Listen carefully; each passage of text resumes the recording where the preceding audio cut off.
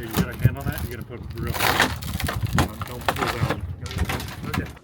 And lift it up some more. Oh. Before we go too far. Is the weight too far forward? My name is Simon. I'm rebuilding this beautiful $1 Formosa 51 ketch, and in this episode, we're putting her new engine in.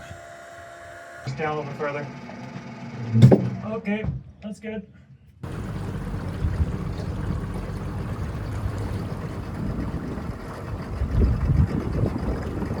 Well, we've done a ton of prep on the engine room. Now we're going to do whatever we can do to the engine before it goes in. There's a few last things I need to bolt up. I've been working off camera to prep stuff, and a lot of stuff just hasn't arrived by mail yet, so we're not going to get everything done. But I do want to talk about engine mounts. You see, I've been getting messages and comments about the engine mounts. It's been bothering me a little bit because I've been getting a lot of comments about the engine mounts and they haven't really made much sense to me. I couldn't figure out for the longest time why people kept saying that these engine mounts are not the right mounts and that I need to go and get bushings 4407s. And that didn't make any sense because the 4407 is for a much heavier engine than this, and it looks identical to the engine mounts that I have here. I have the same style here. Now these are the ones I ended up getting. They're lower profile bar engine mounts, and they're designed for an engine that weighs exactly what this engine weighs and produces exactly the horsepower that this engine produces in diesel. So these are the right engine mounts. Now, I've gotten plenty of people telling me that the 4407, which is an engine that, for engines that weigh about 700 pounds more than this engine, are the right ones. And they've been mentioning stuff about thrust. And I didn't understand the thrust bearing comparison to this because, like, they're the same design. They're the exact same design. So for a long time, it was really bothering me. And I thought, am I crazy? Am I losing it? And it turns out people are using AI summaries. And if you look up Borg-Warner transmissions and engine mounts in 4407, you'll find that there's a part number for a thrust bearing inside of a Borg-Warner transmission, and the part number is 4407. And AI confuses the two because AI is, well, it's wrong a lot of the time. And it's very, very bad to take an AI summary for anything to do with mechanical or engineering. You're going to get wrong answers. And in that world, there's right and there's wrong answers, and there's not much gray area. It's not open to interpretation. So I got the right transmission mounts. I'm happy with them. They're going to do just fine. I have thrust washers and thrust bearings in that transmission. It's worked fine for 40 years. That's exactly how it's going to go into my boat. And I've never seen a boat with this size engine or smaller have a thrust bearing. Not once.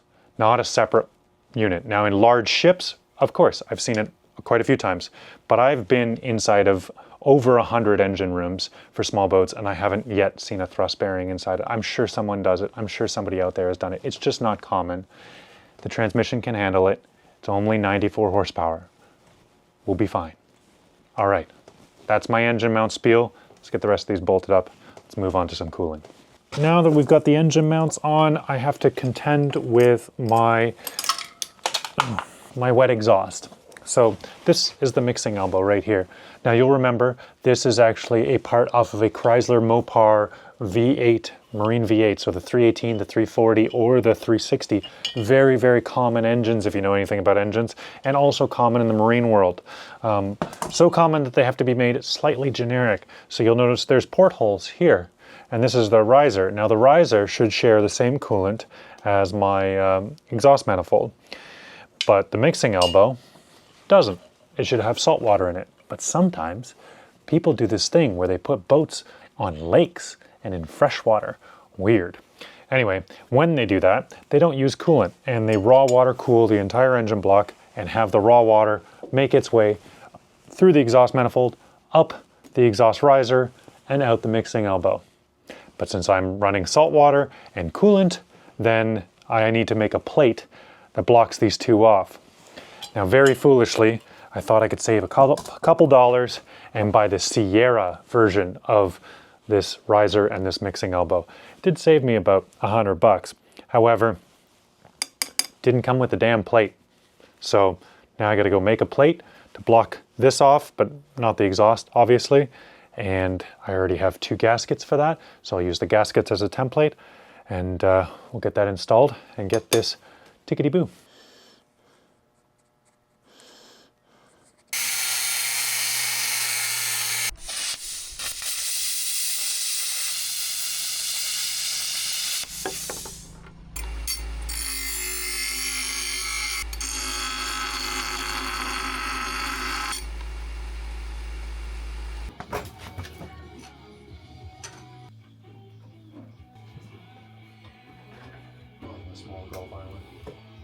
All right, well, the next job is to rip off this roof. This is a very rotten bimini top. I'm gonna take it off because I need to replace it with something else, but also because Chris has got his high up truck. He's gonna pick up my engine and then he's gonna drop it into the engine well with the crane that's on his truck. And in order to do that, we need to be able to take this off. So yeah, I've been waiting for some clear weather. We've got nothing but sunshine for the next couple months probably. And now's the time. So we're gonna rip this off and we're gonna have no roof for a while.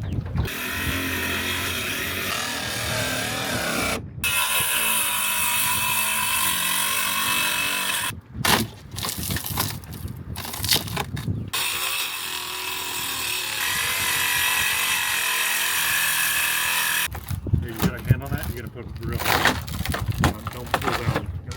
Okay. Let's go throw this in your dinghy, right? No thanks.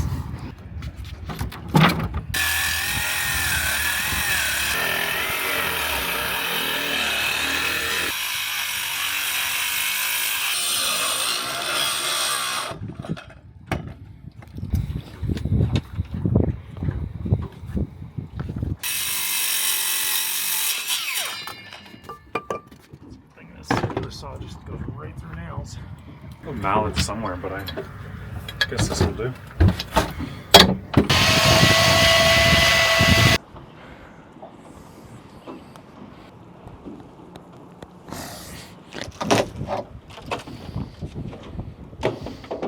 Out it comes.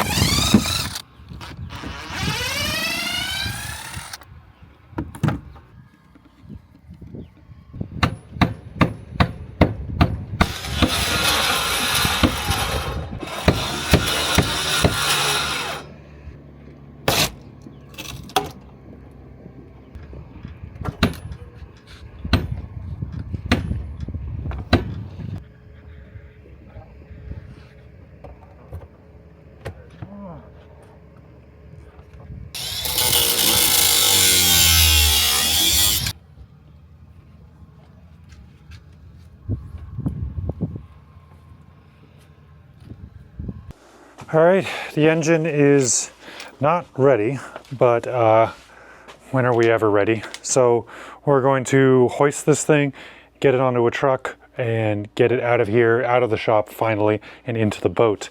Now we're still missing things. There's still no second chunk of the flywheel, the dampener plate. We're missing the belts up front, the alternator, the water pump. Rebuild kit still hasn't shown up. My 1.5 inch silicone hoses are still MIA, and I don't know. I feel like there's a couple other things I'm forgetting. Anyways, there's still plenty of stuff missing.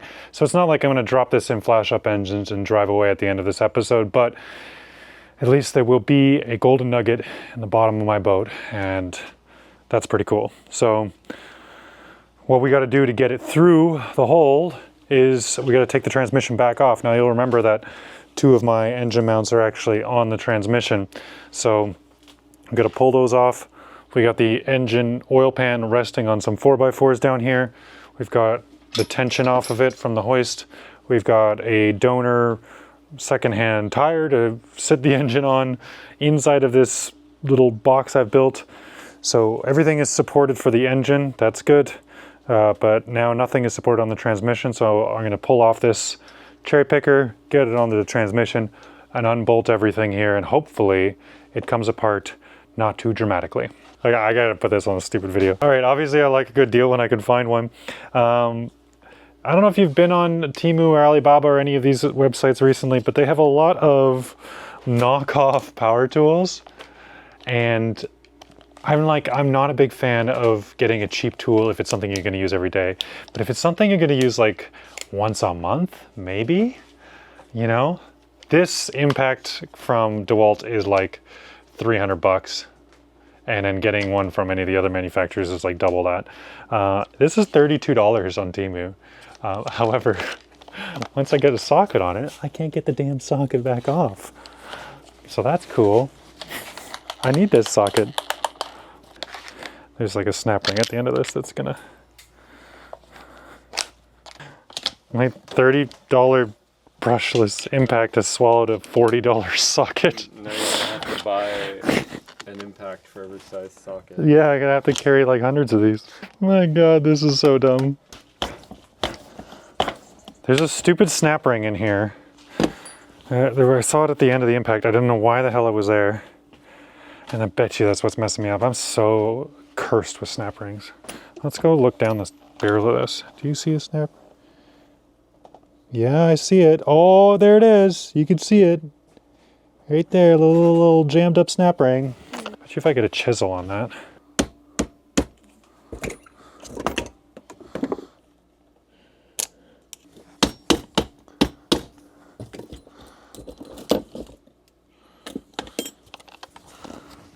Oh, got it. Yeah, a little bugger, a little snap ring right there. Just gotta get that out. We never need a snap ring again. Holy shit, if this turns into another 4-hour snap ring session, I'm gonna lose my mind. Hey, I checked online and it says you're not supposed to stab yourself in the hand. That's what they said online though, and you can do whatever you want, I guess. The whole way boat works is you're always doing something with a tool you're not supposed to do it with. It's kind of the whole deal. Oh, look at that.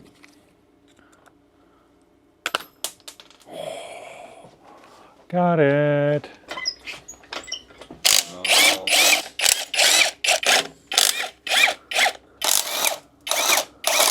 All right, you ready? Prepare your buttholes. I did spend like a day getting this transmission off of the other engine. So maybe it's just like, well, I remember how this goes. Come on, wiggle, wiggle, wiggle. Off he comes. There we go. Off she comes. And lift it up some more. Oh. Let's think about that for a second. Before we go too far. Is the weight too far forward on my little dolly? Yeah, I almost kind of want to get that 4x4 out and let it sit, the engine sit lower, and then that'll probably solve that problem. It's definitely sitting on that. So I just keep like painting myself into a corner.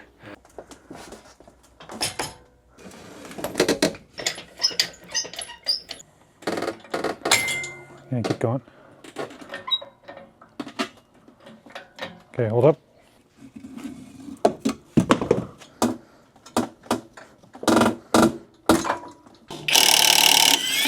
Good, problem solved.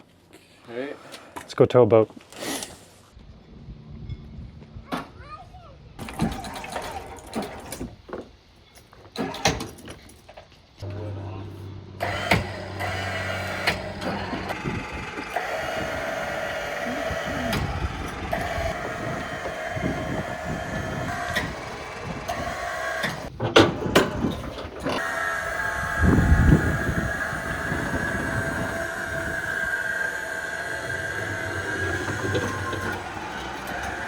Hold up. Get that block back in.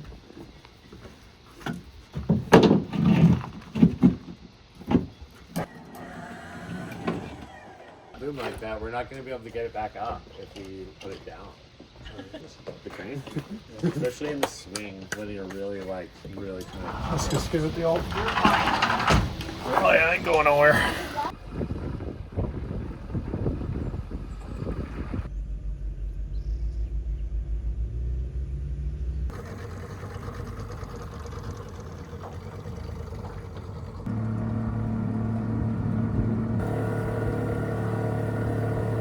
Now, as I mentioned before, the plan is to get Chris's high-up truck to pick up the engine and drop it into the boat. But in order to do that, we need to get the truck to the boat, or the boat to the truck. So I need to go to the pier at the government dock in Degnan Bay, which is only about a nautical mile away, but there's also Gabriel Pass I have to get through. And the current there can be up to 8 knots. Oh, it's Aaron's dad. So I'm really looking at the schedule of the currents and looking at my weather window because I'm towing it with my little dinghy. And I just want to make sure that I can get there safely. I have a lot of fail safes. I have people on deck. I have the anchor ready to be deployed. I have another boat around to help. Yeah, none of the fail safes need to be used, and the tow went super successful. And we got the boat into position, ready to accept her anchor.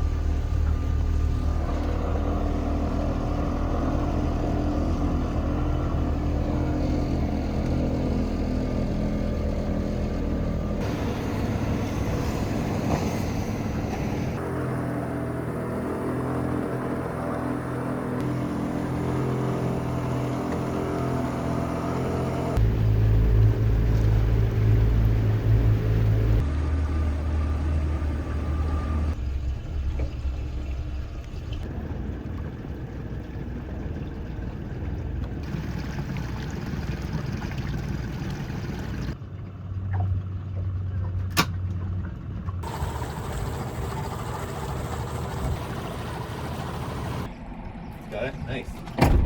No big squeal.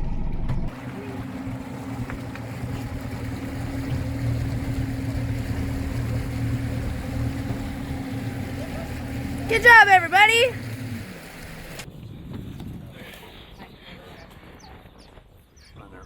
You're not nervous? No, I think there's a little poo. There's a little poo in here. You gotta change your underwear. That went so smooth. That was perfect. It was beautiful. Yeah, the scary part is when we hear Rusty McRustbuckets lift my engine. We don't know what you're talking about. This is a fine specimen of a machine. Fine specimen, then I'm a goddamn queen. Why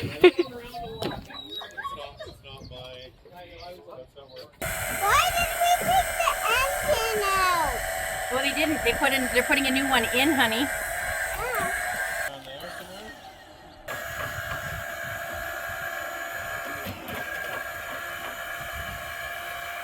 Are we doing the lineups now?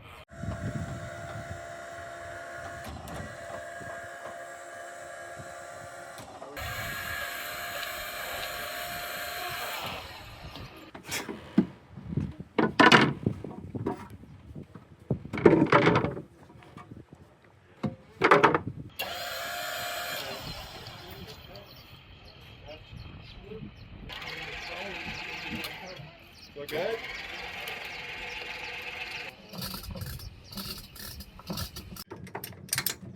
All right, keep coming. I can swing it now if you want it going that way.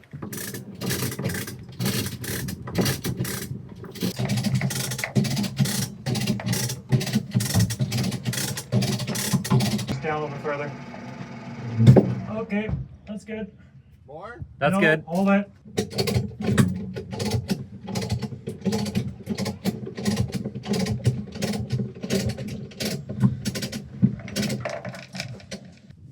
You gotta go back. Just gonna bolt the engine mounts in so that it can't slide side to side. All right, we're good right here. Hold on. No movements. The golden nuggets in the boat. Hi, Ryan. Hello.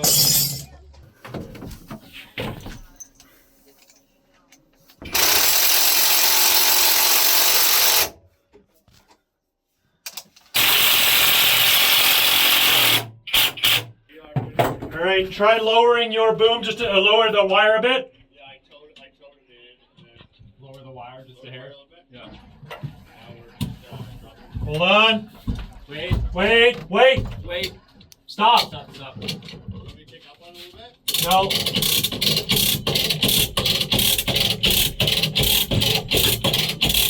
All right, wire up. Yeah, you're done with it? Yeah.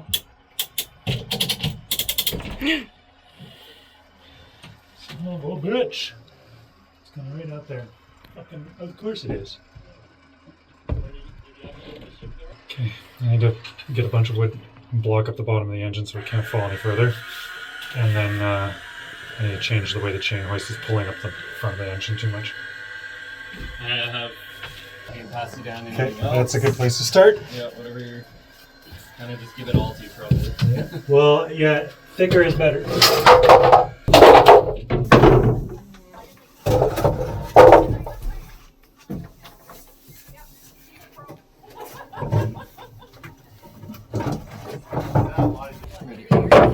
How's it down there, Simon? Is it all right? Or Not just yet, but it's getting close. I have rigging and whatever you need. Yeah, just stand by.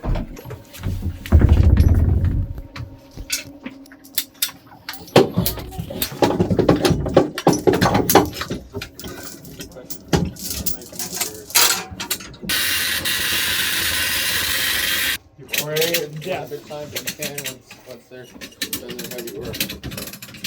What do you think, honey? You like it? There, eh? You like it? Oh.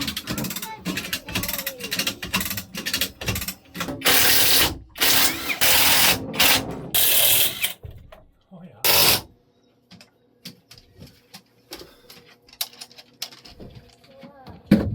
It looks good.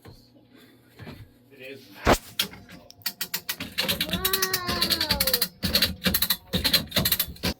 Honey. Hi, honey. Oh, you're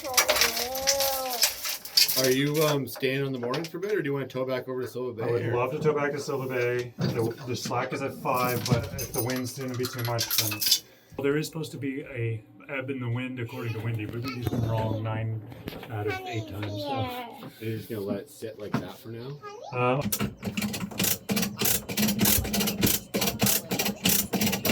Glad to twist that up so you gotta start lowering that. The Nugget is in. She came in a lot easier than the Volvo came out, so that's a good sign. Yeah, smooth. A lot easier when you employ a high-up truck, rusty or not. Worked out great.